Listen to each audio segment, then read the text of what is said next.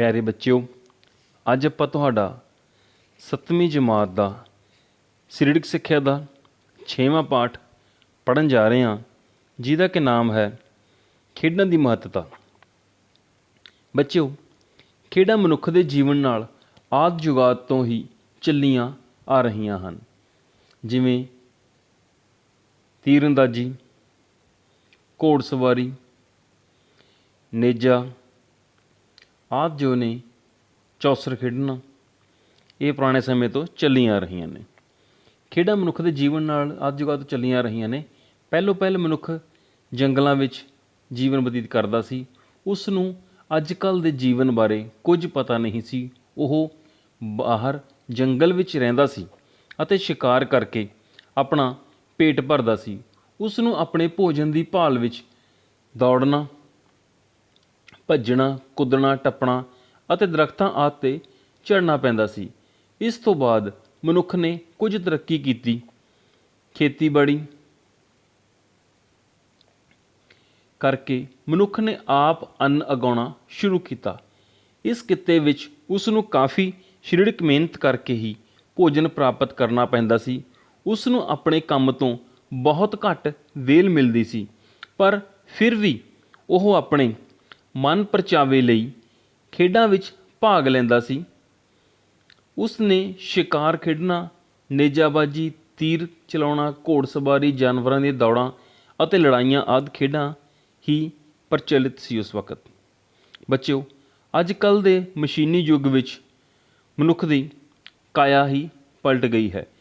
हुण सरीरक काम की थां मशीनां ने लै ली है। मनुखी जीवन पहलां नालों बहुत सौखा ते सुखी बन गया है। लोकां नूं पहलां नालों बहुत घट समां काम करना पैंदा है। इस तरह मनुख काफ़ी विहला हो गया है। इस वेले समय की ठीक वरतों करन लई अते मशीनां दे अकेवें वाले काम तो परे हो के अपना मन परचाउण लई उसनूं खेडां वल उचेचा ध्यान देना पिया। तुरना, दौड़ना, टप्पना, उछलना, सुੱਟਣਾ ਅਤੇ दरख्त उपर चढ़ना आदि ਨੂੰ मनुख ਦੀਆਂ मूल कुशलतावां ਕਿਹਾ ਜਾਂਦਾ ਹੈ। ਜਿਉਂ-ਜਿਉਂ ਮਨੁੱਖ ਨੇ ਕਿਤੇ ਢੰਗ ਦੇ ਕੰਮ ਕਰਨ ਦੇ ਢੰਗਾਂ ਵਿੱਚ ਤਬਦੀਲੀ ਆਈ, ਉਸ ਦੇ ਨਾਲ ਇਹਨਾਂ ਕੁਸ਼ਲਤਾਵਾਂ ਵਿੱਚ ਵੀ ਤਬਦੀਲੀ ਹੋਈ। ਮਨੁੱਖ ਨੇ ਇਹਨਾਂ ਕੁਸ਼ਲਤਾਵਾਂ ਨੂੰ ਖੇਡਾਂ ਵਿੱਚ ਬਦਲ ਦਿੱਤਾ ਹੈ। ਅੱਜ ਕੱਲ੍ਹ ਮਨੁੱਖ ਨੇ ਇਹਨਾਂ ਖੇਡਾਂ ਦੇ ਨਿਯਮ ਲਿਖਤੀ ਤੌਰ 'ਤੇ ਸਾਰੇ ਸੰਸਾਰ ਵਿੱਚ ਮਿਲ ਜਾਂਦੇ ਹਨ। ਇਹਨਾਂ ਵਿੱਚ ਕੁਝ ਖੇਡਾਂ ਤਾਂ ਕੇਵਲ ਸਥਾਨਕ ਪੱਧਰ 'ਤੇ ਹੀ ਖੇਡੀਆਂ ਜਾਂਦੀਆਂ ਹਨ, ਪਰ ਕੁਝ ਖੇਡਾਂ ਨੇ ਰਾਸ਼ਟਰੀ ਹੀ ਨਹੀਂ ਸਗੋਂ ਅੰਤਰਰਾਸ਼ਟਰੀ ਦਰਜਾ ਪ੍ਰਾਪਤ ਕਰ ਲਿਆ ਹੈ। ਇਹਨਾਂ ਖੇਡਾਂ ਦੇ ਮੁਕਾਬਲੇ ਵੀ ਰਾਸ਼ਟਰੀ ਅਤੇ ਅੰਤਰਰਾਸ਼ਟਰੀ ਪੱਧਰ 'ਤੇ ਕਰਵਾਏ ਜਾਣ ਲੱਗ ਪਏ ਹਨ, ਜਿਵੇਂ ਕਬੱਡੀ, ਰੱਸਾਕਸੀ, ਟਗ ਆਫ ਵਾਰ ਆਦਿ। ਬੱਚਿਓ, ਅੱਜ ਕੱਲ੍ਹ ਦੀਆਂ ਪ੍ਰਚਲਿਤ ਖੇਡਾਂ ਨੂੰ ਅਸੀਂ ਦੋ ਭਾਗਾਂ ਦੇ ਵਿੱਚ ਵੰਡ ਸਕਦੇ ਹਾਂ। ਪਹਿਲੀਆਂ ਖੇਡਾਂ ਜੋ ਹਨ ਨੇ ਉਹ ਨੇ ਵੱਡੀਆਂ ਖੇਡਾਂ, ਜਿਵੇਂ ਕਿ ਵੱਡੀਆਂ ਖੇਡਾਂ ਦੇ ਵਿੱਚ ਕੀ ਆ ਜਾਂਦਾ ਹੈ? Football, hockey, cricket, volleyball, basketball, kabaddi, ਖੋ-ਖੋ, ਨੈੱਟਬਾਲ, ਥਰੋਬਾਲ, ਕੁਸ਼ਤੀ, ਕਿਸ਼ਤੀ ਚਲਾਉਣਾ, ਜਿਮਨਾਸਟਿਕ, ਮੁੱਕੇਬਾਜ਼ੀ, ਤੈਰਨਾ ਅਤੇ ਡੁਬਕੀ ਮਾਰਨਾ, ਬੈਡਮਿੰਟਨ, ਲਾਉਨ ਟੈਨਿਸ ਅਤੇ ਹੈਂਡਬਾਲ, ਇਹ ਸਾਰੀਆਂ ਵੱਡੀਆਂ ਖੇਡਾਂ ਕਹਾਉਂਦੀਆਂ ਹਨ। ਅੱਗੇ ਅਸੀਂ ਗੱਲ ਕਰਦੇ ਹਾਂ ਛੋਟੀਆਂ ਖੇਡਾਂ ਦੀ, ਜਿਵੇਂ ਕਿ ਪਿੱਚ ਹੋ ਗਈ, ਪਿੱਠੂ ਗਰਮ, ਛੂਹ ਛੁਹਾਈ, ਨਕਲ ਵਾਲੀਆਂ ਖੇਡਾਂ, ਬਾਲ ਵਾਲੀਆਂ ਖੇਡਾਂ ਆਦਿ ਜਿਹੜੀਆਂ ਹੈਗੀਆਂ ਨੇ, ਜਿਵੇਂ ਕਿ ਆਪਾਂ ਕਹਿ ਸਕਦੇ ਹਾਂ ਕੋਟਲਾ ਛਪਾਕੀ, ਰੁਮਾਲ ਚੁੱਕਣਾ, ਲੀਡਰ ਲੱਭਣਾ, ਬਿੱਲੀ ਚੂਹਾ, 3-3, 4-4, ਮਸੌਲਾ ਘੋੜੀ, ਅਨਾਰ ਚੂਚੀ ਜਾਂ ਜੰਗ ਪਲੰਘਾ, ਪਹਾੜ ਨੂੰ ਅੱਗ ਲੱਗੀ, ਦੌੜੋ ਦੌੜੋ, ਚੱਕਰ ਵਾਲੀ, ਖੋ-ਖੋ ਅਤੇ ਗੁੱਲੀ ਡੰਡਾ ਆਦਿ ਜੋ ਹਨ, ਇਹ ਛੋਟੀਆਂ ਖੇਡਾਂ ਕਹਾਉਂਦੀਆਂ ਨੇ। ਬੱਚਿਓ, ਉਪਰੋਕਤ ਦੱਸੀਆਂ ਵੱਡੀਆਂ ਖੇਡਾਂ ਵਿੱਚੋਂ ਜਿਵੇਂ ਕਬੱਡੀ ਹੋ ਗਈ, ਕੁਸ਼ਤੀ ਹੋ ਗਈ ਅਤੇ ਖੋ-ਖੋ ਦਾ ਜਨਮ ਅਤੇ ਵਿਕਾਸ ਭਾਰਤ ਵਿੱਚ ਹੀ ਹੋਇਆ ਹੈ।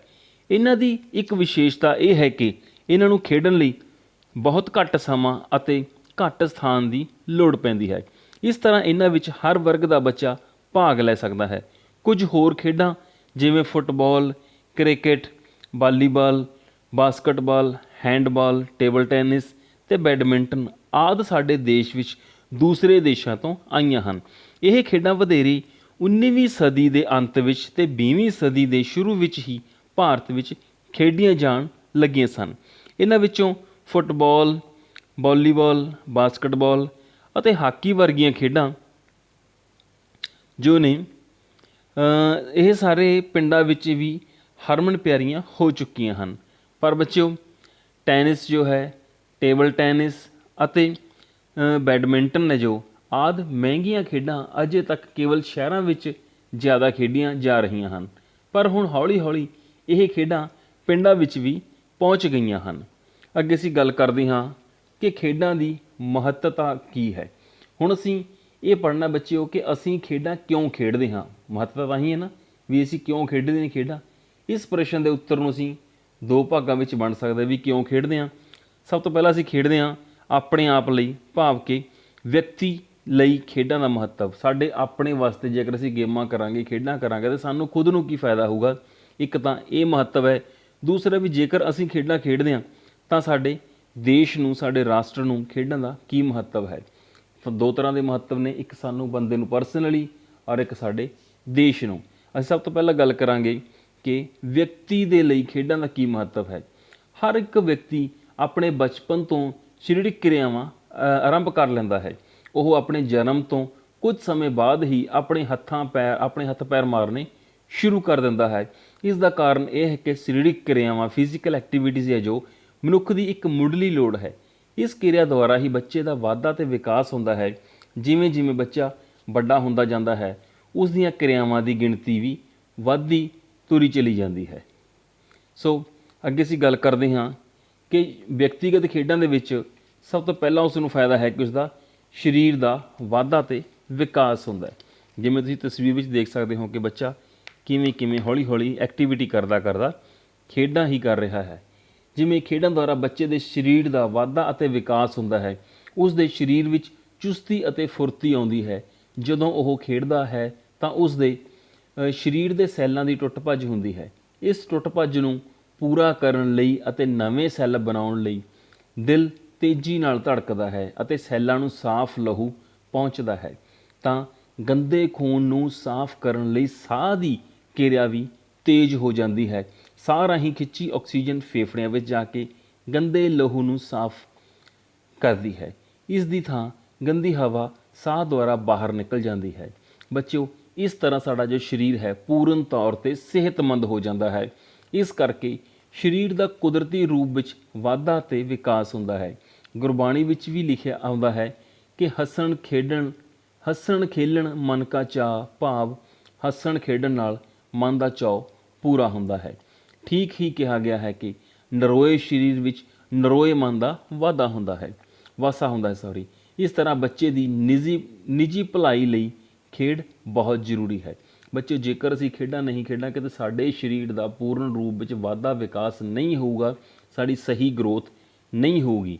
ਅੱਗੇ ਗੱਲ ਆਉਂਦੀ ਹੈ ਕਿ ਜੇਕਰ ਅਸੀਂ ਖੇਡਾਂ ਖੇਡਦੇ ਹਾਂ ਤਾਂ ਉਸ ਨਾਲ ਕੀ ਹੈ, ਬੰਦਾ ਆਪਣੇ ਭਾਵਾਂ ਦਾ ਵਿਕਾਸ ਕਰ ਪਾਉਂਦਾ ਹੈਗਾ, ਆਪਣੇ ਇਮੋਸ਼ਨਸ ਦੇ ਉਹਨਾਂ 'ਤੇ ਕਾਬੂ ਹੋ ਜਾਂਦਾ ਹੈਗਾ। ਖੇਡ ਵਿੱਚ ਇੱਕ ਜੀਵਨ ਹੈ ਅਤੇ ਕਈ ਵਾਰ ਖੇਡਣ ਵਾਲਾ ਖੇਡਣ ਦੇ ਸਮੇਂ ਵਿੱਚ ਇੱਕ ਇੰਨਾ ਮਗਨ ਹੋ ਜਾਂਦਾ ਹੈ ਕਿ ਉਸ ਨੂੰ ਆਪਣੇ ਬਾਕੀ ਦੇ ਜੀਵਨ ਬਾਰੇ ਸਭ ਕੁਝ ਭੁੱਲ ਜਾਂਦਾ ਹੈ। ਉਹ ਫਿਕਰਾਂ ਤੋਂ ਮੁਕਤ ਹੋ ਜਾਂਦਾ ਹੈ। ਅੱਜ ਕੱਲ੍ਹ ਆਪਣੀਆਂ ਹਰ ਰੋਜ਼ ਦੀਆਂ ਸਮੱਸਿਆਵਾਂ ਤੋਂ ਕੁਝ ਸਮਾਂ ਛੁਟਕਾਰਾ ਪਾਉਣ ਵੀ ਇੱਕ ਸਮੱਸਿਆ ਬਣਦੀ ਜਾ ਰਹੀ ਹੈ, ਭਾਵ ਕਿ ਇਨਸਾਨ ਬਹੁਤ ਜ਼ਿਆਦਾ ਬਿਨਾਂ ਕੰਮ ਤੋਂ ਬਿਜ਼ੀ ਹੋਇਆ ਹੈ। ਖੇਡਾਂ ਖੇਡਣਾ ਹੀ ਇਸ ਸਮੱਸਿਆ ਦਾ ਇੱਕ ਉਚਿਤ ਹੱਲ ਹੈ। ਇਸ ਤੋਂ ਇਲਾਵਾ ਖੇਡਾਂ ਵਿੱਚ ਭਾਵਨਾਵਾਂ 'ਤੇ ਕਾਬੂ ਪਾਉਣ ਦੀ ਪੂਰੀ ਸਿਖਲਾਈ ਮਿਲਦੀ ਹੈ। ਖੇਡ ਵਿੱਚ ਹੀ ਭਾਵਨਾਵਾਂ ਦੇ ਅਸਲੀ ਪ੍ਰਗਟਾਵਾ ਹੁੰਦਾ ਹੈ।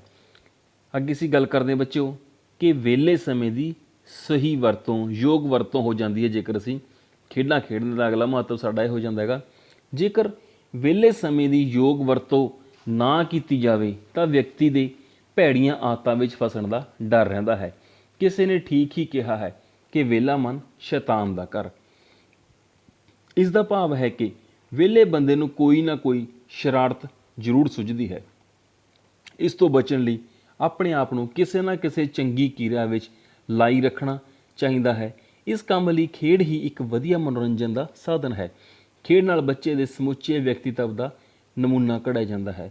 ਬੱਚੇ, ਜੇਕਰ ਅਸੀਂ ਵਿਹਲੇ ਸਮੇਂ ਦੀ ਸਹੀ ਵਰਤੋਂ ਨਹੀਂ ਕਰਾਂਗੇ ਤਾਂ ਜਿਵੇਂ ਕਿ ਉੱਪਰ ਵੀ ਲਿਖਿਆ ਹੋਇਆ ਹੈ, ਤੁਸੀਂ ਕੋਈ ਨਾ ਕੋਈ ਸ਼ਰਾਰਤਾਂ ਕਰੋਗੇ। ਸੋ ਬਹੁਤ ਵਧੀਆ ਤਰੀਕਾ ਹੈ ਕਿ ਜੇਕਰ ਤੁਸੀਂ ਵਿਹਲੇ ਹੋ ਤਾਂ ਉਸ ਵਕਤ ਕੋਈ ਨਾ ਕੋਈ ਜਿਹੜੀ ਸਹੀ ਖੇਡ ਹੈ ਜਿਸ ਤੋਂ ਤੁਹਾਨੂੰ ਫਾਇਦਾ ਹੁੰਦਾ ਹੈ ਉਹ ਖੇਡਾਂ ਜ਼ਰੂਰ ਖੇਡੋ। ਤੁਹਾਡੇ ਸਰੀਰ ਦਾ ਵਾਧਾ ਵਿਕਾਸ ਵੀ ਹੋਣਾ ਹੈਗਾ ਔਰ ਤੁਹਾਡੇ ਸਮੇਂ ਦੀ ਸਹੀ ਵਰਤੋਂ ਵੀ ਹੋ ਜੂਗੀ। ਤੁਸੀਂ ਫਾਲਤੂ ਦੀਆਂ ਸ਼ਰਾਰਤਾਂ ਨਹੀਂ ਕਰੋਗੇ। ਅਗਲਾ ਆ ਜਾਂਦਾ ਹੈ ਸਾਨੂੰ ਫਾਇਦਾ ਇਸ ਦਾ ਖੇਡਾਂ ਵਿੱਚ ਕਿ ਕਹਿਣਾ ਮੰਨਣ ਲੱਗ ਜਾਂਦਾ ਬੰਦਾ। ਖੇਡਾਂ ਦੁਆਰਾ ਬੱਚੇ ਨੂੰ ਕਹਿਣਾ ਮੰਨਣ ਅਤੇ ਵੱਡਿਆਂ ਦਾ ਆਦਰ ਕਰਨ ਦੀ ਪੂਰੀ ਸਿਖਲਾਈ ਮਿਲਦੀ ਹੈ। ਕਿਵੇਂ ਮਿਲਦੀ ਹੈ? ਖੇਡ ਦੇ ਸਮੇਂ ਹਰ ਇੱਕ ਖਿਡਾਰੀ ਨੂੰ ਖੇਡ ਦੇ ਨਿਯਮਾਂ ਦਾ ਪਾਲਣਾ ਕਰਨਾ ਪੈਂਦਾ ਹੈ। ਬੱਚਿਓ, ਜੇਕਰ ਅਸੀਂ ਖੇਡ ਦੇ ਨਿਯਮਾਂ ਦੀ ਪਾਲਣਾ ਨਹੀਂ ਕਰਾਂਗੇ ਤਾਂ ਸਾਨੂੰ 2-4 ਮਿੰਟਾਂ ਬਾਅਦ ਹੀ ਰੈਫਰੀ ਜੋ ਹੈ ਵਿਸਲ ਮਾਰ ਕੇ ਗੇਮ ਤੋਂ ਬਾਹਰ ਕੱਢ ਦੂਗਾ। ਸੋ ਸਾਨੂੰ ਉਹਦੇ ਵਿੱਚ ਸਹੀ ਨਿਯਮਾਂ ਦਾ ਪਾਲਣਾ ਕਰਨਾ ਪੈਂਦਾ ਤਾਂ ਰੈਫਰੀ ਦੀ ਗੱਲ ਮੰਨਣੀ ਪੈਂਦੀ ਹੈ। ਰੈਫਰੀ ਜਾਂ ਅੰਪਾਇਰ ਇਹਨਾਂ ਨਿਯਮਾਂ ਦਾ ਪਾਲਣ ਕਰਾਉਂਦਾ ਹੈ ਅਤੇ ਉਲੰਘਣਾ ਕਰਨ 'ਤੇ ਖਿਡਾਰੀ ਨੂੰ ਦੰਡ ਦਿੰਦਾ ਹੈ, ਭਾਵ ਕਿ ਗੇਮ ਤੋਂ ਬਾਹਰ ਕੱਢ ਦਿੰਦਾ ਜਾਂ ਕੋਈ ਹੋਰ ਸਜ਼ਾ ਦੇ ਦਿੰਦਾ ਹੈ। ਖਿਡਾਰੀ ਆਪਣੇ ਕਪਤਾਨ ਅਤੇ ਕੋਚ ਦਾ ਵੀ ਹਰ ਸਮੇਂ ਕਹਿਣਾ ਮੰਨਦੇ ਹਨ ਤਾਂ ਜਿਸ ਨਾਲ ਉਹਨਾਂ ਦੀ ਹਰੇਕ ਦਾ ਕਹਿਣਾ ਮੰਨਣ ਦਾ ਅਭਿਆਸ ਹੋ ਜਾਂਦਾ ਹੈ, ਜਿਹੜਾ ਕਿ ਉਹਨਾਂ ਨੂੰ ਬਾਅਦ ਵਿੱਚ ਜੀਵਨ ਵਿੱਚ ਬਹੁਤ ਕੰਮ ਆਉਂਦਾ ਹੈ। ਹੌਲੀ ਫਿਰ ਉਹ ਆਪਣੇ ਟੀਚਰ ਦਾ, ਆਪਣੇ ਮਾਤਾ ਪਿਤਾ ਦਾ, ਆਪਣੇ ਭੈਣ ਭਰਾਵਾਂ ਦਾ, ਸਭ ਦਾ ਕਹਿਣਾ ਮੰਨਣਾ ਸ਼ੁਰੂ ਕਰ ਦਿੰਦਾ ਹੈ, ਕਿਉਂਕਿ ਉਸਨੇ ਪਹਿਲਾਂ ਗਰਾਊਂਡ ਵਿੱਚ ਆਪਣੇ ਕੈਪਟਨ ਦਾ, ਕੋਚ ਦਾ, ਰੈਫਰੀ ਦਾ ਕਹਿਣਾ ਮੰਨਿਆ ਅਤੇ ਉਸਨੂੰ ਇਹ ਆਦਤ ਉਸਦੀ ਪੱਕ ਜਾਂਦੀ ਹੈ। ਅੱਗੇ ਗੱਲ ਕਰਦੇ ਕਿ ਸਮੇਂ ਦਾ ਪਾਲਕ, ਸਮੇਂ ਦਾ ਪਾਬੰਦ ਹੋ ਜਾਂਦਾ ਹੈ ਜੇਕਰ ਬੰਦਾ ਗੇਮ ਕਰਦਾ ਹੈ। ਕਿ ਖੇਡਾਂ ਦੁਆਰਾ ਵਿਅਕਤੀ ਨੂੰ ਸਮੇਂ ਦੇ ਪਾਲਣ ਕਰਨ ਦਾ ਅਭਿਆਸ ਹੋ ਜਾਂਦਾ ਹੈ। ਖਿਡਾਰੀ ਹਰ ਰੋਜ਼ ਸਮੇਂ ਸਿਰ ਖੇਡਣ ਜਾਂਦਾ ਹੈ। ਜੇਕਰ ਉਹ ਸਮੇਂ ਸਿਰ ਖੇਡਣ ਨਾ ਆਵੇ ਤਾਂ ਉਸ ਦੇ ਕੋਚ ਅਤੇ ਕਪਤਾਨ ਝਾੜ ਪਾਉਂਦੇ ਹਨ। ਕਈ ਵਾਰ ਤਾਂ ਉਸ ਦੇ ਜਾਣ ਤੋਂ ਪਹਿਲਾਂ ਖੇਡ ਸ਼ੁਰੂ ਹੋ ਜਾਂਦੀ ਹੈ ਅਤੇ ਉਸ ਨੂੰ ਕਾਫੀ ਦੇਰ ਗਰਾਊਂਡ ਤੋਂ ਬਾਹਰ ਹੀ ਬੈਠਣਾ ਪੈਂਦਾ ਹੈ, ਭਾਵ ਕਿ ਉਸ ਨੂੰ ਗੇਮ ਦੇ ਵਿੱਚ, ਚੱਲਦੀ ਗੇਮ ਵਿੱਚ ਕੋਈ ਵੀ ਐਂਟਰ ਨਹੀਂ ਕਰਾਉਂਦਾ। ਟੂਰਨਾਮੈਂਟ ਵਿੱਚ ਵੀ ਜੇਕਰ ਕੋਈ ਟੀਮ ਨਿਸ਼ਚਿਤ ਸਮੇਂ 'ਤੇ ਗਰਾਊਂਡ ਵਿੱਚ ਹਾਜ਼ਰ ਨਾ ਹੋਵੇ ਤਾਂ ਉਸ ਟੀਮ ਨੂੰ ਸਕ੍ਰੈਚ ਕਰ ਦਿੱਤਾ ਜਾਂਦਾ ਹੈ ਅਤੇ ਵਿਰੋਧੀ ਟੀਮ ਨੂੰ ਜੇਤੂ ਐਲਾਨ ਦਿੱਤਾ ਜਾਂਦਾ ਹੈ। ਇਸ ਤਰ੍ਹਾਂ ਖੇਡਣ ਨਾਲ ਹਰ ਇੱਕ ਖਿਡਾਰੀ ਨੂੰ ਸਮੇਂ ਦਾ ਪਾਲਣ ਕਰਨ ਦੀ ਆਦਤ ਪੈ ਜਾਂਦੀ ਹੈ। ਉਸ ਨੂੰ ਪਤਾ ਲੱਗ ਜਾਂਦਾ ਹੈ ਕਿ ਜੇਕਰ ਮੈਂ ਸਮੇਂ ਸਿਰ ਖੇਡ ਦੇ ਮੈਦਾਨ ਵਿੱਚ ਨਹੀਂ ਪਹੁੰਚੂੰਗਾ ਜਾਂ ਤਾਂ ਮੈਨੂੰ ਗੇਮ ਨਹੀਂ ਖਿਡਵਾਈ ਜਾਣੀ, ਜਾਂ ਜੇਕਰ ਕਿਸੇ ਨਾਲ ਟੂਰਨਾਮੈਂਟ ਹੋ ਰਿਹਾ ਹੈ ਤਾਂ ਟੀਮ ਨੂੰ ਬਿਨਾਂ ਖੇਡੇ ਹੀ ਕੀ ਹੈ, ਹਾਰੀ ਹੋਈ ਘੋਸ਼ਿਤ ਕਰ ਦਿੱਤਾ ਜਾਂਦਾ ਹੈ। ਸੋ ਇਸ ਕਰਕੇ ਖੇਡਾਂ ਜੋ ਨੇ ਬੰਦੇ ਵਿੱਚ ਸਮੇਂ ਦਾ ਪਾਬੰਦ ਬਣਾਉਂਦੀਆਂ ਨੇ ਬੰਦੇ ਨੂੰ। ਅੱਗੇ ਅਸੀਂ ਗੱਲ ਕਰਦੇ ਹਾਂ ਕਿ ਸਹਿਯੋਗ ਅਤੇ ਆਪਸੀ ਤਾਲਮੇਲ ਵੱਧ ਜਾਂਦਾ ਹੈ, ਕੋਆਰਡੀਨੇਸ਼ਨ ਵੱਧ ਜਾਂਦੀ ਹੈ। ਕਿਵੇਂ? ਖੇਡਾਂ ਦੁਆਰਾ ਜੋ ਹੈ ਬੱਚਿਓ, ਖੇਡਾਂ ਦੌਰਾਨ ਖਿਡਾਰੀ ਇਹਨੂੰ ਵਿੱਚ ਮਿਲ ਕੇ ਕੰਮ ਕਰਨ ਦੀ ਭਾਵਨਾਵਾਂ ਅਤੇ ਆਪਸੀ ਤਾਲਮੇਲ ਦੇ ਗੁਣ ਆ ਜਾਂਦੇ ਨੇ। ਟੀਮਾਂ ਵਾਲੀਆਂ ਖੇਡਾਂ ਜਿਵੇਂ ਹਾਕੀ ਹੋ ਗਈ, ਫੁੱਟਬਾਲ ਹੋ ਗਈ ਅਤੇ ਬਾਸਕਟਬਾਲ ਆਦਿ ਵਿੱਚ ਕੋਈ ਵੀ ਇਕੱਲਾ ਖਿਡਾਰੀ ਟੀਮ ਨੂੰ ਜਿਤਾ ਨਹੀਂ ਸਕਦਾ। ਹਰ ਇੱਕ ਖਿਡਾਰੀ ਨੂੰ ਆਪਣੇ ਸਾਥੀ ਖਿਡਾਰੀਆਂ ਨੂੰ ਖੇਡ ਸਮੇਂ ਪੂਰਾ ਸਹਿਯੋਗ ਦੇਣਾ ਪੈਂਦਾ ਹੈ ਅਤੇ ਆਪਸੀ ਤਾਲਮੇਲ ਦੀ ਭਾਵਨਾ ਪੈਦਾ ਕਰਨੀ ਪੈਂਦੀ ਹੈ। ਇਸ ਤਰ੍ਹਾਂ ਜਿਹੜੀ ਟੀਮ ਇੱਕ ਮੁੱਠ ਹੋ ਕੇ ਖੇਡਦੀ ਹੈ, ਅੰਤ ਵਿੱਚ ਜਿੱਤ ਉਹੀ ਪ੍ਰਾਪਤ ਕਰਦੀ ਹੈ। ਸੋ ਖੇਡਾਂ ਦੁਆਰਾ ਕੀ ਹੈ, ਸਹਿਯੋਗ ਦੀ ਭਾਵਨਾ ਆਉਂਦੀ ਹੈ। ਜੇਕਰ ਦੋ ਖਿਡਾਰੀ ਟੀਮ ਪੂਰੀ ਖੇਡ ਰਹੀ ਹੈ ਔਰ ਇੱਕ ਬੱਚਾ ਵੀ ਪੂਰਾ ਸਹਿਯੋਗ ਨਾ ਕਰੇ ਤਾਂ ਸਾਰੀ ਦੀ ਸਾਰੀ ਟੀਮ ਦਾ ਨੁਕਸਾਨ ਹੋ ਜਾਂਦਾ ਹੈ। ਸੋ ਜਿਹੜੀ ਇੱਕ ਦੂਜੇ ਨਾਲ ਜੋ ਖੇਡ ਦੇ ਵਿੱਚ ਮਿਲਵਰਤਨ ਦੀ ਭਾਵਨਾ ਹੈ ਉਹ ਉਸ ਬੱਚੇ ਵਿੱਚ ਘਰ ਕਰ ਜਾਂਦੀ ਹੈ ਅਤੇ ਹੌਲੀ ਜਿਹੜਾ ਮਹੱਤਵ ਹੈ, ਉਸ ਨੂੰ ਫਾਇਦਾ ਹੈ, ਉਸ ਦੇ ਰੋਜ਼ਾਨਾ ਜੀਵਨ ਵਿੱਚ ਵੀ ਆਉਂਦਾ ਹੈ ਅਤੇ ਉਹ ਆਮ ਜੀਵਨ ਵਿੱਚ ਇਸ ਨੂੰ ਅਮਲ ਵਿੱਚ ਲਿਆਉਂਦਾ ਹੈ। ਅੱਗੇ ਅਸੀਂ ਗੱਲ ਕਰਦੇ ਹਾਂ ਕਿ ਜ਼ਿੰਮੇਵਾਰੀ ਨਿਭਾਉਣੀ ਆਉਂਦੀ ਹੈ। ਜਿਵੇਂ ਟੀਮ ਵਾਲੀਆਂ ਖੇਡਾਂ ਵਿੱਚ ਇੱਕ ਟੀਮ ਦੇ ਕਈ ਖਿਡਾਰੀ ਹੁੰਦੇ ਹਨ, ਜਿਵੇਂ ਕਿ ਨੈੱਟਬਾਲ ਤੁਸੀਂ ਦੇਖ ਰਹੇ ਹੋ ਇੱਥੇ ਕਿ ਨੀਚੇ ਗਰਾਊਂਡ ਦੇ ਵਿੱਚ ਇਹਨਾਂ ਖਿਡਾਰੀਆਂ ਨੇ ਆਪੋ ਆਪਣੀ ਜਗ੍ਹਾ 'ਤੇ ਖੇਡਣਾ ਹੁੰਦਾ ਹੈ। ਜਿਵੇਂ ਕਿ ਨੈੱਟਬਾਲ ਦੇ ਵਿੱਚ ਹਰੇਕ ਦਾ ਆਪਣਾ ਗਰਾਊਂਡ ਨਿਸ਼ਚਿਤ ਕੀਤਾ ਗਿਆ ਹੁੰਦਾ ਹੈ, ਕੋਈ ਅੱਗੇ ਅਤੇ ਕੋਈ ਪਿੱਛੇ। ਹਰ ਇੱਕ ਖਿਡਾਰੀ ਨੇ ਆਪਣੇ ਖੇਤਰ ਦੀ ਜ਼ਿੰਮੇਵਾਰੀ ਨਿਭਾਉਣੀ ਹੁੰਦੀ ਹੈ। ਇਸ ਤਰ੍ਹਾਂ ਬੱਚਿਆਂ ਦੇ ਅਤੇ ਜਵਾਨਾਂ ਵਿੱਚ ਵੰਡ ਕੇ ਕੰਮ ਕਰਨ ਅਤੇ ਆਪਣੀ ਜ਼ਿੰਮੇਵਾਰੀ ਨਿਭਾਉਣ ਦੀ ਆਦਤ ਪੈ ਜਾਂਦੀ ਹੈ, ਭਾਵ ਕਿ ਆਪਣਾ ਜੋ ਮਿਲਿਆ ਹੋਇਆ ਹਿੱਸਾ ਹੈ, ਜਿੰਨਾ ਕੰਮ ਮਿਲਿਆ ਉਸ ਨੂੰ ਕਰਨ ਦੀ ਆਦਤ ਪੈ ਜਾਂਦੀ ਹੈ, ਜਿਹੜੀ ਕਿ ਬਾਅਦ ਦੇ ਜੀਵਨ ਵਿੱਚ ਬਹੁਤ ਕੰਮ ਆਉਂਦੀ ਹੈ। ਆਪਣੀ ਜ਼ਿੰਮੇਵਾਰੀ ਵੀ ਕੇਵਲ ਨਾ ਹੀ ਚੰਗੀ ਤਰ੍ਹਾਂ ਨਿਭਦੀ ਹੈ, ਜੇਕਰ ਦੂਜੇ ਸਾਥੀਆਂ ਨਾਲ ਤਾਲਮੇਲ ਵੀ ਰੱਖਿਆ ਜਾਂਦਾ ਹੈ। ਜੇਕਰ ਬੱਚਿਓ ਇਸ ਤਰ੍ਹਾਂ ਆਪਣੇ ਪਾਲੇ ਵਿੱਚ ਵੀ ਜੋ ਖਿਡਾਰੀ ਹੈ, ਜੇਕਰ ਬੱਚਾ ਆਪਣੇ ਪਾਲੇ ਵਿੱਚ ਸਹੀ ਡਿਊਟੀ ਨਹੀਂ ਕਰੇਗਾ, ਆਪਣੀ ਸਹੀ ਗੇਮ ਨਹੀਂ ਕਰੇਗਾ ਤਾਂ ਕੀ ਹੈ, ਉਸ ਦੀ ਇੱਕ ਬੰਦੇ ਦੀ ਗਲਤੀ ਕਰਕੇ ਸਾਰੀ ਟੀਮ ਨੂੰ ਨੁਕਸਾਨ ਹੋ ਜਾਂਦਾ ਹੈ। ਸੋ ਖੇਡਾਂ ਨਾਲ ਕੀ ਹੈ, ਬੰਦੇ ਵਿੱਚ ਜ਼ਿੰਮੇਵਾਰੀ ਨਿਭਾਉਣ ਦੀ ਜੋ ਭਾਵਨਾ ਹੈ ਉਹ ਪੈਦਾ ਹੁੰਦੀ ਹੈ। ਅੱਗੇ ਅਸੀਂ ਗੱਲ ਕਰਦੇ ਹਾਂ ਕਿ ਸਹਿਣਸ਼ੀਲਤਾ ਆ ਜਾਂਦੀ ਹੈ। ਖੇਡਾਂ ਦੁਆਰਾ ਸਹਿਣਸ਼ੀਲਤਾ ਦਾ ਗੁਣ ਉਤਪੰਨ ਹੁੰਦਾ ਹੈ। ਇਸ ਦੇ ਨਾਲ ਹੀ ਸਹਿਣਸ਼ੀਲਤਾ ਵਾਲਾ ਵਿਅਕਤੀ ਹੀ ਇੱਕ ਚੰਗਾ ਖਿਡਾਰੀ ਬਣ ਸਕਦਾ ਹੈ। ਭਾਵ ਕਿ ਇੱਕ ਸਪੋਰਟਸਮੈਨਸ਼ਿਪ ਦੀ ਮੇਨ ਗੁਣ ਹੈ ਸਹਿਣਸ਼ੀਲਤਾ। ਇੱਕ ਚੰਗੇ ਖਿਡਾਰੀ ਵਿੱਚ ਸਹਿਣਸ਼ੀਲਤਾ ਆ ਜਾਂਦੀ ਹੈ, ਉਹ ਕਦੇ ਵੀ ਆਪੇ ਤੋਂ ਬਾਹਰ ਨਹੀਂ ਹੁੰਦਾ। ਉਹ ਮੈਚ ਜਿੱਤ ਕੇ ਬਹੁਤ ਨੱਚਦਾ ਟੱਪਦਾ ਅਤੇ ਖੁਸ਼ੀ ਨਹੀਂ ਮਨਾਉਂਦਾ, ਅਤੇ ਮੈਚ ਹਾਰ ਕੇ ਜੋ ਉਹ ਕੀ ਹੈਗਾ ਬਹੁਤ ਉਦਾਸ ਹੋ ਕੇ ਢਹਿ ਢੇਰੀ ਹੋ ਕੇ ਨਹੀਂ ਬੈਠਦਾ। ਇਸ ਤਰ੍ਹਾਂ ਉਸਦੇ ਮਨ ਵਿੱਚ ਇੰਨੀ ਸਹਿਣਸ਼ੀਲਤਾ ਆ ਜਾਂਦੀ ਹੈ ਕਿ ਉਸ ਉੱਤੇ ਜਿੱਤ ਹਾਰ ਦਾ ਕੋਈ ਪ੍ਰਭਾਵ ਕਾਬੂ ਵਿੱਚ ਮਤਲਬ ਕਿ ਜਿੱਤ ਹਾਰ ਦਾ ਪੂਰਾ ਜੋ ਪ੍ਰਭਾਵ ਹੈ ਉਸਨੂੰ ਆਪਣੇ ਕਾਬੂ ਵਿੱਚ ਰੱਖਦਾ ਹੈ। ਉਹ ਖੇਡ ਦੀ ਖਾਤਰ ਖੇਡਦਾ ਹੈ, ਨਾ ਕਿ ਜਿੱਤਣ ਲਈ। ਹਮੇਸ਼ਾ ਹੀ ਕੀ ਹੈ, ਸਾਨੂੰ ਸਪੋਰਟਸਮੈਨਸ਼ਿਪ ਦੀ ਭਾਵਨਾ ਨੂੰ ਧਿਆਨ ਵਿੱਚ ਰੱਖਦੇ ਹੋਏ ਖੇਡ ਨੂੰ ਖੇਡ ਭਾਵਨਾ ਨਾਲ ਹੀ ਖੇਡਣਾ ਚਾਹੀਦਾ ਹੈ, ਨਾ ਕਿ ਜਿੱਤਣ ਜਾਂ ਹਾਰਨ ਵਾਸਤੇ। ਸੋ ਜਿਹੜਾ ਖਿਡਾਰੀ ਇਸੇ ਗੈਰ ਸਪੋਰਟਸਮੈਨਸ਼ਿਪ ਦੀ ਸਹੀ ਭਾਵਨਾ, ਉਹ ਹਮੇਸ਼ਾ ਲਾਈਫ ਵਿੱਚ ਕਾਮਯਾਬ ਹੁੰਦਾ ਹੈ। ਅੱਗੇ ਅਸੀਂ ਕਿ ਪੱਕਾ ਇਰਾਦਾ। ਖੇਡਾਂ ਜੋ ਨੇ, ਖੇਡਣ ਨਾਲ ਖਿਡਾਰੀ ਵਿੱਚ ਪੱਕਾ ਇਰਾਦਾ ਅਤੇ ਹੱਠ ਆ ਜਾਂਦਾ ਹੈ। ਪੱਕੇ ਇਰਾਦੇ ਅਤੇ ਹੱਠ ਨਾਲ ਕੀ ਹੈ, ਖੇਡਣ ਵਾਲੇ ਖਿਡਾਰੀ ਕਦੇ ਵੀ ਖੇਡ ਵਿੱਚ ਹਾਰ ਨਹੀਂ ਖਾਂਦੇ ਅਤੇ ਜੀਵਨ ਵਿੱਚ ਮਾਰ ਨਹੀਂ ਖਾਂਦੇ। ਉਹ ਹਾਰਦੇ ਹੋਏ ਵੀ ਹੱਠ ਨਾਲ ਖੇਡੀ ਜਾਂਦੇ ਹਨ, ਭਾਵ ਕਿ ਪੂਰੇ ਜੋਸ਼ ਵਿੱਚ ਰਹਿੰਦੇ ਹਨ ਅਤੇ ਅੰਤ ਵਿੱਚ ਆਪਣੀ ਟੀਮ ਸਿਰ ਜਿੱਤ ਦਾ ਸਿਹਰਾ ਬੰਨ੍ਹ ਦਿੰਦੇ ਹਨ। ਅਜਿਹੇ ਦ੍ਰਿੜ ਇਰਾਦੇ ਵਾਲੇ ਵਿਅਕਤੀ ਨੂੰ ਜੀਵਨ ਵਿੱਚ ਕਦੇ ਵੀ ਉਦਾਸੀ ਦਾ ਮੂੰਹ ਨਹੀਂ ਦੇਖਣਾ ਪੈਂਦਾ। ਅੱਗੇ ਅਸੀਂ ਗੱਲ ਕਰਦੇ ਹਾਂ ਕਿ ਖੇਡਾਂ ਨਾਲ ਕੀ ਮਹੱਤਵ ਹੈ। ਅੱਗੇ ਸਵੈ ਭਰੋਸਾ ਉਤਪੰਨ ਹੁੰਦਾ ਹੈ ਵਿਅਕਤੀ ਵਿੱਚ। ਖੇਡਾਂ ਦੁਆਰਾ ਬੱਚੇ ਵਿੱਚ ਸਵੈ ਭਰੋਸੇ ਦਾ ਗੁਣ ਪੈਦਾ ਹੋ ਜਾਂਦਾ ਹੈ। ਉਸ ਨੂੰ ਚੰਗਾ ਖੇਡਣ 'ਤੇ ਪ੍ਰਸ਼ੰਸਾ ਮਿਲਦੀ ਹੈ ਅਤੇ ਘਟੀਆ ਖੇਡਣ 'ਤੇ ਝਾੜ ਪੈਂਦੀ ਹੈ। ਇਸ ਲਈ ਉਹ ਹਰ ਸਮੇਂ ਆਪਣੀਆਂ ਗਲਤੀਆਂ ਨੂੰ ਦੂਰ ਕਰਕੇ ਇੱਕ ਚੰਗਾ ਖਿਡਾਰੀ ਬਣਨ ਦਾ ਹਰ ਸੰਭਵ ਯਤਨ ਕਰਦਾ ਹੈ। ਇਸ ਨਾਲ ਉਸ ਵਿੱਚ ਸਵੈ ਭਰੋਸਾ ਆ ਜਾਂਦਾ ਹੈ ਅਤੇ ਉਹ ਆਪਣੇ ਚੰਗੇ ਖਿਡਾਰੀ ਬਣਨ ਦੇ ਉਦੇਸ਼ਾਂ ਵਿੱਚ ਸਫਲ ਹੋ ਜਾਂਦਾ ਹੈ। ਇਹ ਗੁਣ ਉਸ ਦੇ ਸਮੁੱਚੇ ਜੀਵਨ ਵਿੱਚ ਹੀ ਸਹਾਈ ਹੁੰਦਾ ਹੈ। ਅੱਗੇ ਅਸੀਂ ਬੱਚਿਓ ਗੱਲ ਕਰਦੇ ਹਾਂ ਕਿ ਸੁਚੱਜੀ ਖੇਡ ਦੀ ਭਾਵਨਾ ਉਤਪੰਨ ਹੁੰਦੀ ਹੈ। ਖੇਡਾਂ ਨੂੰ ਖੇਡ ਦੀ ਖਾਤਰ ਖੇਡਣਾ, ਜਿੱਤ ਹਾਰ ਦੀ ਕੋਈ ਪਰਵਾਹ ਨਾ ਕਰਨਾ ਅਤੇ ਸੁਚੱਜੀ ਖੇਡ ਭਾਵ ਕਿ ਫੇਅਰ ਸਹੀ ਤਰੀਕੇ ਨਾਲ ਖੇਡਣਾ ਚੰਗੇ ਖਿਡਾਰੀ ਦਾ ਗੁਣ ਹੁੰਦਾ ਹੈ। ਜਿਵੇਂ ਕਿ ਸਪੋਰਟਸਮੈਨਸ਼ਿਪ ਵੀ ਸਾਨੂੰ ਇਹੀ ਸਿਖਾਉਂਦੀ ਹੈ ਕਿ ਸਹੀ ਤਰੀਕੇ ਨਾਲ ਖੇਡੋ। ਫਾਉਲ ਮਾਰ ਕੇ, ਹੇਰਾ ਫੇਰੀ ਜਾਂ ਕੁੱਟ ਮਾਰ ਕੇ ਜਿੱਤਣਾ ਇੱਕ ਬਹੁਤ ਘਟੀਆ ਦਰਜੇ ਦੇ ਖਿਡਾਰੀ ਦਾ ਕੰਮ ਹੈ। ਬੱਚਿਆਂ ਨੂੰ ਚੰਗੀ ਤਰ੍ਹਾਂ ਅਨੁਭਵ ਕਰਨਾ ਚਾਹੀਦਾ ਹੈ ਕਿ ਖੇਡਾਂ ਦਾ ਅਸਲੀ ਨਿਸ਼ਾਨਾ ਸਿੱਖਿਆ ਦੇਣਾ ਹੈ, ਚੰਗੇ ਗੁਣ ਅਤੇ ਸਿਹਤਮੰਦ ਆਦਤਾਂ ਪੈਦਾ ਕਰਨਾ ਹੈ। ਇਸ ਲਈ ਖੇਡਾਂ ਵਿੱਚ ਭਾਗ ਲੈਣਾ ਜ਼ਿਆਦਾ ਜ਼ਰੂਰੀ ਹੈ, ਨਾ ਕਿ ਜਿੱਤਣਾ।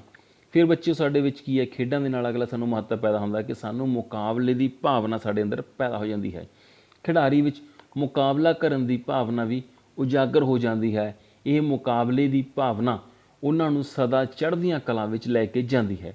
ਉਹ ਦੂਜਿਆਂ ਦੇ ਮੁਕਾਬਲੇ ਵਿੱਚ ਹੋਰ ਚੰਗਾ ਬਣਨ ਦਾ ਯਤਨ ਕਰਦੇ ਹਨ ਅਤੇ ਇਸ ਕੰਮ ਵਿੱਚ ਸਫਲ ਵੀ ਹੋ ਜਾਂਦੇ ਹਨ। ਉਹ ਪਹਿਲਾਂ ਖੇਡ ਵਿੱਚ ਅਤੇ ਫਿਰ ਜੀਵਨ ਵਿੱਚ ਦੂਜਿਆਂ ਦਾ ਡਟ ਕੇ ਮੁਕਾਬਲਾ ਕਰਦੇ ਹਨ ਅਤੇ ਸਦਾ ਅੱਗੇ ਹੀ ਵੱਧਦੇ ਚਲੇ ਜਾਂਦੇ ਹਨ। ਫਿਰ ਅੱਗੇ ਬੱਚਿਓ ਗੱਲ ਕਰਦੇ ਹਾਂ ਅਗਲੇ ਮਹੱਤਵ ਦੀ ਕਿ ਦੂਜਿਆਂ ਦੀ ਸਹਾਇਤਾ ਕਰਨਾ। ਜਿਹੜਾ ਖੇਡਾਂ ਦੇ ਸਾਡਾ ਮਹੱਤਵ ਹੈ, ਉਸ ਦਾ ਅਗਲਾ ਪੁਆਇੰਟ ਆਉਂਦਾ ਕਿ ਦੂਜਿਆਂ ਦੀ ਸਾਨੂੰ ਸਹਾਇਤਾ ਕਿਵੇਂ ਕਰਨੀ ਹੈ। ਖੇਡ ਵਿੱਚ ਜੋ ਟੀਮ ਦੀ ਜਿੱਤ ਤਾਂ ਹੀ ਸੰਭਵ ਸਮਝੀ ਜਾਂਦੀ ਹੈ ਜੇਕਰ ਟੀਮ ਦਾ ਹਰ ਇੱਕ ਖਿਡਾਰੀ ਦੂਸਰੇ ਖਿਡਾਰੀ ਨੂੰ ਵੀ ਚੰਗਾ ਬਣਾਉਣ ਦਾ ਯਤਨ ਕਰਦਾ ਹੈ। ਭਾਵੇਂ ਕਿ ਟੀਮ ਦੇ ਹਰ ਇੱਕ ਖਿਡਾਰੀ ਨੇ ਆਪਣੀ ਆਪਣੀ ਜ਼ਿੰਮੇਵਾਰੀ ਨਿਭਾਉਣੀ ਹੁੰਦੀ ਹੈ, ਫਿਰ ਵੀ ਤਕੜੇ ਖਿਡਾਰੀ ਆਪਣੇ ਕਮਜ਼ੋਰ ਸਾਥੀਆਂ ਦੀ ਸਹਾਇਤਾ ਕਰਦੇ ਹਨ। ਅੱਗੇ ਖੇਡਣ ਵਾਲੇ ਖਿਡਾਰੀ ਫਾਰਵਰਡ ਪਲੇਅਰ ਜਿਹੜੇ ਹੁੰਦੇ ਨੇ, ਪਿੱਛੇ ਖੇਡਣ ਵਾਲੇ ਖਿਡਾਰੀਆਂ ਦੀ ਮਦਦ ਕਰਦੇ ਹਨ ਅਤੇ ਪਿੱਛੇ ਵਾਲੇ ਅੱਗੇ ਜਾ ਕੇ ਗੋਲ ਕਰਨ ਵਿੱਚ ਸਹਾਇਤਾ ਕਰਦੇ ਹਨ, ਭਾਵ ਕਿ ਪਾਸ ਦਿੰਦੇ ਹਨ, ਬਾਲ ਦਿੰਦੇ ਹਨ, ਜੋ ਵੀ ਹੈ। ਇਸ ਤਰ੍ਹਾਂ ਖੇਡਾਂ ਦੇ ਅਭਿਆਸ ਨਾਲ ਉਹਨਾਂ ਵਿੱਚ ਇਹ ਗੁਣ ਪੱਕ ਜਾਂਦਾ ਹੈ ਅਤੇ ਉਹ ਆਪਣੇ ਜੀਵਨ ਵਿੱਚ ਦੂਜੇ ਮੁਸ਼ਕਲ ਵਿੱਚ ਫਸੇ ਸਾਥੀਆਂ ਦੀ ਸਹਾਇਤਾ ਕਰਦੇ ਹਨ।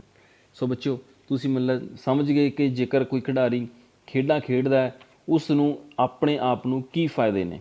ਆਪਾਂ 2 ਪੁਆਇੰਟ ਗੱਲ ਕੀਤੀ ਸੀਗੀ ਕਿ ਖੇਡਾਂ ਦੇ 2 ਤਰ੍ਹਾਂ ਦੇ ਮਹੱਤਵ ਨੇ, ਇੱਕ ਵਿਅਕਤੀਗਤ ਮਹੱਤਵ, ਦੂਸਰਾ ਹੈ ਸਾਡੇ ਦੇਸ਼ ਨੂੰ, ਸਾਡੇ ਰਾਸ਼ਟਰ ਨੂੰ ਮਹੱਤਵ। ਸੋ ਹੁਣ ਅਸੀਂ ਅਗਲੇ ਪੁਆਇੰਟ 'ਤੇ ਗੱਲ ਕਰਦੇ ਹਾਂ। ਅਗਲਾ ਪੁਆਇੰਟ ਹੈ ਸਾਡੇ ਕਿ ਜੇਕਰ ਅਸੀਂ ਖੇਡਾਂ ਖੇਡਦੇ ਹਾਂ, ਵਧੀਆ ਤਰੀਕੇ ਦਾ ਪ੍ਰਦਰਸ਼ਨ ਕਰਦੇ ਹਾਂ ਤਾਂ ਸਾਡੇ ਦੇਸ਼ ਨੂੰ, ਸਾਡੇ ਰਾਸ਼ਟਰ ਨੂੰ ਇਹਦਾ ਕੀ ਫਾਇਦਾ, ਇਸ ਦਾ ਰਾਸ਼ਟਰ ਨੂੰ ਕੀ ਮਹੱਤਵ ਹੈ। ਬੱਚਿਓ, ਜੇਕਰ ਕਿਸੇ ਬਾਗ ਦੀ ਪਨੀਰੀ ਚੰਗੀ ਹੋਵੇ ਤਾਂ ਉਸ ਦੀ ਫੁਲਵਾੜੀ ਵੀ ਹੱਸਦੀ ਤੇ ਖਿੜੀ ਹੋਈ ਨਜ਼ਰ ਆਵੇਗੀ। ਇਸੇ ਤਰ੍ਹਾਂ ਹੀ ਜੇਕਰ ਕੌਮ ਦੇ ਬੱਚੇ ਸਿਹਤਮੰਦ, ਰਿਸ਼ਟ ਪੁਸ਼ਟ ਤੇ ਖਿੜੇ ਮੱਥੇ ਵਾਲੇ ਹੋਣਗੇ ਤਾਂ ਉਹ ਕੌਮ ਵੀ ਤਕੜੀ ਹੋਵੇਗੀ। ਇਸ ਲਈ ਰਾਸ਼ਟਰ ਦੀ ਉੱਨਤੀ ਦੀ ਨਿਰਭਰਤਾ ਉਸ ਦੇ ਆਉਣ ਵਾਲੀ ਪੀੜ੍ਹੀ ਜਾਂ ਬੱਚਿਆਂ ਦੀ ਪਨੀਰੀ ਦੀ ਉੱਨਤੀ 'ਤੇ ਨਿਰਭਰ ਹੈ। ਉਸ ਨੂੰ ਆਉਣ ਵਾਲੇ ਜੇਕਰ ਬੱਚੇ ਖੇਡਾਂ ਵਿੱਚ ਭਾਗ ਲੈ ਕੇ ਸਮੇਂ ਦਾ ਪਾਲਣ ਕਰਨ, ਹਰ ਰੋਜ਼ ਅਭਿਆਸ ਕਰਨ, ਆਪਣੀ ਜ਼ਿੰਮੇਵਾਰੀ ਨਿਭਾਉਣ, ਦੂਜਿਆਂ ਦੀ ਸਹਾਇਤਾ ਕਰਨ ਅਤੇ ਆਪਣੇ ਆਪ ਦੀ ਰੱਖਿਆ ਕਰਨ ਆਦਿ ਚੰਗੇ ਗੁਣਾਂ ਦੀ ਸਿਖਲਾਈ ਲੈ ਲੈਣ ਤਾਂ ਇਸ ਤਰ੍ਹਾਂ ਸੁਚੱਜੀ ਕੌਮ ਨੂੰ ਸੇਧ ਮਿਲਦੀ ਹੈ। ਇੱਕ ਕੌਮ ਵਿਅਕਤੀਆਂ ਦੇ ਸਮੂਹ ਨਾਲ ਹੀ ਬਣਦੀ ਹੈ।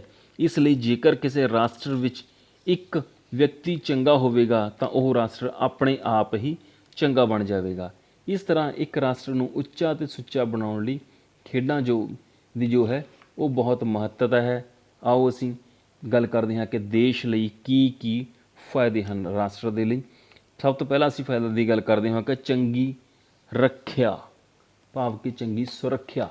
ਖੇਡਾਂ ਵਿੱਚ ਭਾਗ ਲੈਣ ਨਾਲ ਹਰ ਬੱਚਾ ਸਿਹਤਮੰਦ ਹੋਵੇਗਾ ਅਤੇ ਉਸ ਨਾਲ ਹਰ ਨਾਗਰਿਕ ਦੀ ਸਿਹਤ ਚੰਗੀ ਹੋ ਜਾਵੇਗੀ। ਰਾਸ਼ਟਰ ਦੀਆਂ ਹੱਦਾਂ ਦੀ ਰੱਖਿਆ ਕਰਨ ਲਈ ਰਿਸ਼ਟ ਪੁਸ਼ਟ ਦੇ ਯੋਗ ਸਿਪਾਹੀਆਂ ਦੀ ਕੋਈ ਘਾਟ ਨਹੀਂ ਹੋਵੇਗੀ। ਇਸ ਨਾਲ ਦੇਸ਼ ਨੂੰ ਬਾਹਰੋਂ ਕੋਈ ਖਤਰਾ ਨਹੀਂ ਰਹੇਗਾ ਅਤੇ ਗੁਆਂਢੀ ਦੁਸ਼ਮਣਾਂ ਨੂੰ ਕਦੇ ਵੀ ਸਿਰ ਚੁੱਕਣ ਦਾ ਮੌਕਾ ਨਹੀਂ ਮਿਲੇਗਾ। ਇਸ ਤੋਂ ਇਲਾਵਾ ਅਸੀਂ ਗੱਲ ਕਰਦੇ ਹਾਂ ਬੱਚਿਓ, ਇਸ ਤੋਂ ਇਲਾਵਾ ਖੇਡਾਂ ਰਾਹੀਂ ਆਪਣੇ ਆਪ ਦਾ ਬਚਾਓ ਕਰਨ ਤੋਂ ਇਲਾਵਾ ਲੋੜ ਅਨੁਸਾਰ ਵਿਰੋਧੀਆਂ 'ਤੇ ਧਾਵਾ ਕਰਨਾ ਵੀ ਆ ਜਾਂਦਾ ਹੈ। ਇਸ ਤੋਂ ਇਲਾਵਾ ਖਿਡਾਰੀ ਨੂੰ ਆਪਣਾ ਬਚਾਓ ਕਰਨ ਅਤੇ ਹਮਲਾ ਕਰਨ ਦਾ ਅਭਿਆਸ ਹੋ ਜਾਂਦਾ ਹੈ। ਇਸ ਲਈ ਹੀ ਕਿਹਾ ਜਾਂਦਾ ਹੈ ਕਿ ਸੰਸਾਰ ਦੀਆਂ ਪ੍ਰਸਿੱਧ ਲੜਾਈਆਂ ਖੇਡਾਂ ਦੇ ਮੈਦਾਨ ਵਿੱਚੋਂ ਹੀ ਜਿੱਤੀਆਂ ਗਈਆਂ ਹਨ। ਅਗਲਾ ਅਸੀਂ ਗੱਲ ਕਰਾਂਗੇ ਰਾਸ਼ਟਰੀ ਏਕਤਾ ਪੈਦਾ ਹੁੰਦੀ ਹੈ। ਦੇਸ਼ ਨੂੰ ਫਾਇਦਾ ਹੈ ਕਿ ਰਾਸ਼ਟਰੀ ਏਕਤਾ ਉਤਪੰਨ ਹੁੰਦੀ ਹੈ। ਸੁਤੰਤਰਤਾ ਤੋਂ ਬਾਅਦ ਭਾਰਤ ਦੀ ਇੱਕ ਗੰਭੀਰ ਸਮੱਸਿਆ ਰਾਸ਼ਟਰੀ ਏਕਤਾ ਸੀ। ਪੰਜਾਬ ਅਤੇ ਬੰਗਾਲ ਦੇ ਬਟਵਾਰੇ ਨਾਲ ਪਾਕਿਸਤਾਨ ਬਣ ਚੁੱਕਿਆ ਸੀ। ਭਾਰਤ ਵੱਖ-ਵੱਖ ਰਾਜਾਂ ਅਤੇ ਧਰਮਾਂ ਵਿੱਚ ਅਜੇ ਵੀ ਕਾਫੀ ਖਿੱਚੋਤਾਣ ਸੀ। ਇਸੇ ਤਰ੍ਹਾਂ ਹੀ ਊਚ ਨੀਚ, ਧਰਮ, ਰਾਜ ਧਰਮ, ਨਸਲ ਤੇ ਜਾਤ ਪਾਤ ਦੇ ਕਈ ਵਿਤਕਰੇ ਚੱਲੇ ਆ ਰਹੇ ਸਨ। ਇਹ ਵਿਤਕਰੇ ਭਾਰਤ ਨੂੰ ਖੇਰੂ ਕਰ ਰਹੇ ਸਨ। ਪਰ ਇਸ ਸੰਬੰਧੀ ਰਾਸ਼ਟਰੀ ਏਕਤਾ ਲਿਆਉਣ ਵਿੱਚ ਖੇਡਾਂ ਦਾ ਕਾਫੀ ਯੋਗਦਾਨ ਰਿਹਾ ਹੈ। ਪੰਜਾਬ ਦੇ ਖਿਡਾਰੀ ਬੰਗਾਲ ਵਿੱਚ ਜਾਣ ਲੱਗ ਪਏ ਅਤੇ ਮਹਾਰਾਸ਼ਟਰ ਦੇ, ਰਾਜਸਥਾਨ ਆਦਿ ਖਿਡਾਰੀ ਪੰਜਾਬ ਵਿੱਚ ਆਉਣ ਲੱਗ ਪਏ। ਇਸ ਦੇ ਨਾਲ ਇੱਕ ਦੂਜੇ ਦੇ ਮੇਲ ਮਿਲਾਪ ਨਾਲ ਰਾਸ਼ਟਰੀ ਭਾਵਨਾ ਪੈਦਾ ਹੋਣੀ ਸ਼ੁਰੂ ਹੋ ਗਈ। ਵੱਖ-ਵੱਖ ਪ੍ਰਾਂਤਾਂ ਦੇ ਖਿਡਾਰੀ ਰਾਸ਼ਟਰੀ ਟੀਮ ਵਿੱਚ ਚੁਣੇ ਜਾਣ ਤੋਂ ਬਾਅਦ ਇੱਕ ਦੂਜੇ ਨੂੰ ਭਰਾ ਸਮਝਣ ਲੱਗ ਪਏ। ਇਸ ਤੋਂ ਇਲਾਵਾ ਖੇਡਾਂ ਵਿੱਚ ਕਦੇ ਵੀ ਊਚ ਨੀਚ ਜਾਂ ਹੋਰ ਵਿਤਕਰੇ ਨੂੰ ਅੱਗੇ ਨਹੀਂ ਆਉਣ ਦਿੱਤਾ ਜਾਂਦਾ। ਇਸ ਤਰ੍ਹਾਂ ਖੇਡਾਂ ਨੇ ਭਾਰਤ ਵਿੱਚ ਰਾਸ਼ਟਰੀ ਏਕਤਾ ਕਾਇਮ ਕੀਤੀ। ਅਗਲਾ ਅਸੀਂ ਪੁਆਇੰਟ ਕਰਦੇ ਹਾਂ ਕਿ ਉੱਗੇ ਖਿਡਾਰੀ ਪੈਦਾ ਹੁੰਦੇ ਹਨ, ਉੱਗੇ ਆਗੂ ਮਿਲਦੇ ਨੇ ਸਾਨੂੰ ਫਿਰ ਇਸ ਤੋਂ ਬਾਅਦ ਖੇਡਾਂ ਦੇ ਰਾਹੀਂ। ਇੱਕ ਰਾਸ਼ਟਰ ਨੂੰ ਉੱਨਤੀ ਵੱਲ ਲਿਜਾਣ ਲਈ ਉੱਗੇ ਅਤੇ ਤਜਰਬੇਕਾਰ ਆਗੂਆਂ ਦੀ ਲੋੜ ਹੁੰਦੀ ਹੈ। ਖੇਡਾਂ ਦੁਆਰਾ ਉੱਗੇ ਆਗੂ ਪੈਦਾ ਹੁੰਦੇ ਹਨ ਕਿਉਂਕਿ ਖੇਡ ਦਾ ਮੈਦਾਨ ਬੱਚਿਆਂ ਨੂੰ ਅਗਵਾਈ ਦੇ ਮੌਕੇ ਪੇਸ਼ ਕਰਦਾ ਹੈ। ਖਿਡਾਰੀਆਂ ਨੂੰ ਆਪਣੀ ਵਾਰੀ ਅਨੁਸਾਰ ਟੀਮ ਦਾ ਕਪਤਾਨ ਬਣਾਇਆ ਜਾਂਦਾ ਹੈ। ਖੇਡਾਂ ਦੇ ਇਹ ਆਗੂ ਬਾਅਦ ਵਿੱਚ ਸਾਡੇ ਦੇਸ਼ ਦੇ ਆਗੂ ਬਣ ਕੇ ਦੇਸ਼ ਨੂੰ ਸਦਾ ਚੜ੍ਹਦੀਆਂ ਕਲਾਵਾਂ ਦੇ ਵਿੱਚ ਲੈ ਕੇ ਜਾਂਦੇ ਹਨ। ਅੱਗੇ ਹੈ ਕਿ ਖਿਡਾਰੀ ਜੋ ਨੇ ਉਹ ਇੱਕ ਚੰਗੇ ਸ਼ਹਿਰੀ ਬਣਦੇ ਨੇ। ਫਿਰ ਖੇਡਾਂ ਦੁਆਰਾ ਕੀ ਹੈ, ਬੱਚਿਆਂ ਵਿੱਚ ਖਿਡਾਰੀਪੁਣੇ ਦੇ ਗੁਣ, ਭਾਵ ਕਿ ਸਪੋਰਟਸਮੈਨਸ਼ਿਪ ਦੇ ਜੋ ਭਾਵਨਾ ਹੈ ਜਾਂ ਗੁਣ ਨੇ ਉਹ ਆ ਜਾਂਦੇ ਹਨ, ਜਿਹੜੇ ਕਿ ਉਹਨਾਂ ਨੂੰ ਚੰਗੇ ਸ਼ਹਿਰੀ ਬਣਨ ਵਿੱਚ ਸਹਾਇਤਾ ਕਰਦੇ ਹਨ। ਬੱਚਿਆਂ ਨੂੰ ਕਹਿਣਾ ਮੰਨਣ, ਨਿਯਮਾਂ ਦੀ ਪਾਲਣਾ ਕਰਨ, ਆਪਣੀ ਜ਼ਿੰਮੇਵਾਰੀ ਨਿਭਾਉਣ ਅਤੇ ਆਪਣੇ ਅਧਿਕਾਰਾਂ ਅਤੇ ਕਰਤੱਵਾਂ ਨੂੰ ਸਮਝਣਾ ਆ ਜਾਂਦਾ ਹੈ। ਇਸੇ ਲਈ ਹੀ ਖੇਡ ਦੇ ਮੈਦਾਨ ਨੂੰ ਨਾਗਰਿਕਤਾ ਦੀ ਪ੍ਰਯੋਗਸ਼ਾਲਾ ਵੀ ਕਿਹਾ ਜਾਂਦਾ ਹੈ। ਚੰਗੇ ਖਿਡਾਰੀ ਹੀ ਦੇਸ਼ ਦਾ ਵਡਮੁੱਲਾ ਧਨ ਹੁੰਦੇ ਹਨ। ਫਿਰ ਅਸੀਂ ਗੱਲ ਕਰਦੇ ਕਿ ਅੰਤਰਰਾਸ਼ਟਰੀ ਜੋ ਭਾਵਨਾ ਹੈ ਉਹ ਉਜਾਗਰ ਹੁੰਦੀ ਹੈ। ਕਿਵੇਂ ਕਿ ਇੱਕ ਰਾਸ਼ਟਰ ਦੀਆਂ ਟੀਮਾਂ ਦੂਜੇ ਰਾਸ਼ਟਰ ਵਿੱਚ ਖੇਡਣ ਜਾਂਦੀਆਂ ਹਨ। ਇਸ ਨਾਲ ਦੇਸ਼ਾਂ ਵਿਚਕਾਰ ਮਿੱਤਰਤਾ ਵੱਧਦੀ ਹੈ ਅਤੇ ਰਾਸ਼ਟਰੀ ਭਾਵਨਾ ਆਉਂਦੀ ਹੈ। ਇਸ ਅੰਤਰਰਾਸ਼ਟਰੀ ਭਾਵਨਾ ਦੁਆਰਾ ਦੇਸ਼ ਦੇ ਵਿਤਕਰੇ ਮਿਟ ਰਹੇ ਹਨ ਅਤੇ ਹੌਲੀ-ਹੌਲੀ ਸਾਰੇ ਸੰਸਾਰ ਵਿੱਚ ਅਮਨ ਸ਼ਾਂਤੀ ਕਾਇਮ ਹੋ ਰਹੀ ਹੈ। ਇਸ ਲਈ ਆਉਣ ਵਾਲੇ ਸਮੇਂ ਵਿੱਚ ਲੜਾਈਆਂ ਘਟ ਜਾਣਗੀਆਂ ਅਤੇ ਖੇਡਾਂ ਵੱਧ ਜਾਣਗੀਆਂ। ਫਿਰ ਇਹਨਾਂ ਖੇਡਾਂ ਵਿੱਚ ਸੋਨੇ ਦੇ ਤਗਮੇ ਜਿੱਤਣ ਦੇ ਸਿਹਤਮੰਦ ਮੁਕਾਬਲੇ ਵੀ ਹੋਇਆ ਕਰਨਗੇ। ਸੋ ਬੱਚਿਓ, ਇਸ ਤਰ੍ਹਾਂ ਖੇਡਾਂ ਇੱਕ ਮਨੁੱਖ ਨੂੰ ਦੂਜੇ ਮਨੁੱਖ ਦੇ ਅਤੇ ਇੱਕ ਦੇਸ਼ ਨੂੰ ਦੂਜੇ ਦੇਸ਼ ਦੇ ਨੇੜੇ ਲਿਆ ਕੇ ਸਾਂਝੀਵਾਲਤਾ ਦਾ ਸੁਨੇਹਾ ਦਿੰਦੇ ਹਨ। ਮੈਨੂੰ ਉਮੀਦ ਹੈ ਕਿ ਤੁਸੀਂ ਜੋ ਆਪਣਾ ਇਹ 6ਵਾਂ ਪਾਠ ਹੈ ਉਸ ਨੂੰ ਚੰਗੇ ਤਰੀਕੇ ਨਾਲ ਸੁਣਿਆ ਹੋਣਾ ਹੈ, ਸਮਝਿਆ ਹੋਣਾ ਹੈ, ਅਤੇ ਨਾਲ ਹੀ ਤੁਸੀਂ ਇਸ ਤੋਂ ਬਾਅਦ ਕੀ ਹੈ ਆਪਣੀ ਕਿਤਾਬ ਵੀ ਜ਼ਰੂਰ ਪੜ੍ਹਨੀ ਹੈ, ਤਾਂ ਕਿ ਜੋ ਤੁਹਾਡੇ ਪੁਆਇੰਟ ਕੁਝ ਕਲੀਅਰ ਨਹੀਂ ਹੋਏ ਮੰਨ ਲਓ ਤਾਂ ਮੈਨੂੰ ਕਾਲ ਵੀ ਕਰੋ, ਨਹੀਂ ਦੁਬਾਰਾ ਤੁਸੀਂ ਇਸ ਬੁੱਕ ਨੂੰ ਪੜ੍ਹੋਗੇ ਤਾਂ ਪੁਆਇੰਟਸ ਕਲੀਅਰ ਹੋ ਜਾਣਗੇ। ਤੁਹਾਡਾ ਸਾਰੇ ਬੱਚਿਆਂ ਦਾ ਬਹੁਤ ਬਹੁਤ ਧੰਨਵਾਦ।